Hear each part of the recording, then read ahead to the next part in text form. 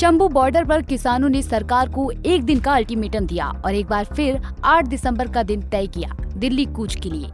कल फिर शंभू बॉर्डर पर किसानों का टकराव सुरक्षा बलों से संभव है। वहीं दूसरी तरफ पीएम नरेंद्र मोदी के पानीपत दौरे पर तैयारियों का जायजा लेने पहुंचे मुख्यमंत्री नायब सैनी ने साफ साफ बोल दिया है कि किसानों के नाम पर कांग्रेस राजनीतिक रोटियां सेक रही है, मगर पीएम नरेंद्र मोदी ने किसानों के हित में लगातार काम किए हैं। देखिए, क्योंकि किसानों के लिए मोदी की सरकार निरंतर मजबूती से काम कर रही है।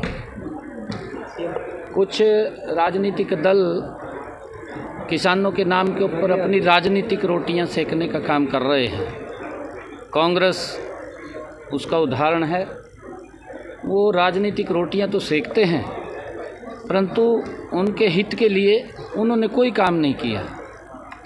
मोदी जी ने अपने 10 वर्षों के कार्यकाल में मजबूती से और गति से किसानों के हित में फैसले भी लिए हैं और किसानों को सशक्त भी किया है, मजबूत भी किया है और उन तक लाभ भी पहुंचाया है।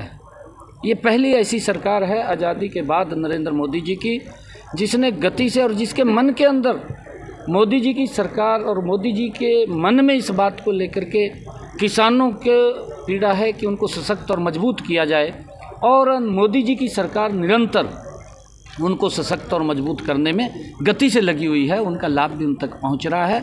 हमारी जो हरियाणा की डबल इंजन की सरकार है, हम अगर हरियाणा के अंदर बात करें, हमने पिछले दिनों में 14 अन्य फसलें किसान की एमएसपी पर खरीदी थी और हमने अब कहा है कि किसान की 100% फसल हम एमएसपी पर खरीदेंगे। किसान को कहीं कोई भी घाटा, चाहे सब्जी का किसान है, अगर उसको भी कोई घाटा होता है तो उसको भी भावांतर भरपाई देने का काम ये हमारी सरकार कर रही है। और ये सरकार की सोच है कि किसान को सशक्त और मजबूत किया जाए और उसको लेकर के हमारी सरकार मजबूती से लगी हुई है। सीएम सैनी ने कहा कि किसानों के लिए लगातार सरकार काम कर रही है और हरियाणा की डबल इंजन सरकार 100% फसलें एमएसपी पर खरीदेंगे और किसानों को कोई भी घाटा हुआ तो उसकी भरपाई का काम सरकार करेगी। वैसे अब सीएम के इस बयान के बाद हरियाणा के किसानों का क्या रवैया रहता है, किसान आंदोलन में देखना दिलचस्प रहेगा। पानीपत से सचिन शर्मा, पंजाब केसरी टीवी।